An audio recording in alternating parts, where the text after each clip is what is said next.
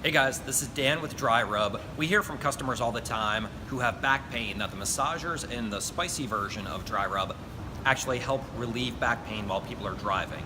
The massagers are designed to get in your trigger points to help you relax and relieve tension, which is awesome.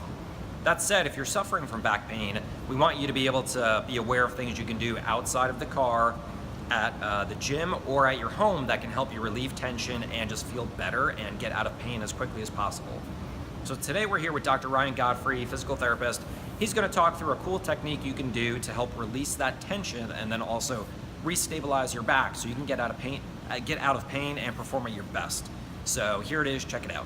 Hey guys, Dr. Ryan Godfrey here. As Dan mentioned, we're going to talk about a quick release technique that you can do and a couple of drills that you can do to get out of having long-term low back pain. Last video we talked a little bit about diaphragmatic breathing, and I'd like to focus on a specific muscle that is very important in that process is our quadratus lumborum. It attaches from our 12th rib to the top aspect of the pelvis. So it's a huge muscle that functions in breathing and also in stabilizing pelvic positioning with a lot of your lifts. So to do the release technique, take yourself a yoga ball or a lacrosse ball. We're gonna be aiming for that area like I mentioned. Find that top aspect of the pelvis and then find that bottom edge of the rib cage. We're going right into that muscular portion there. And we're gonna lay on the back. Should be a pretty tender spot for a lot of us. And I'm just gonna flex my hip into that position until I feel a little bit of tenderness.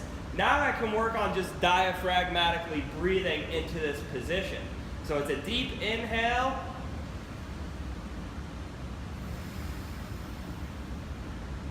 And then a slow exhale outward.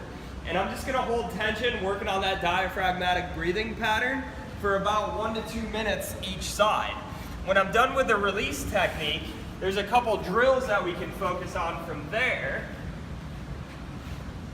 And a lower level drill I like to start with is a side plank position. And to make it a little more difficult, you can add resistance around the knees here to activate a little bit more of the glute musculature. And from here, I'm driving hips forward, and then I'm drawing that top knee up towards the ceiling as I do that.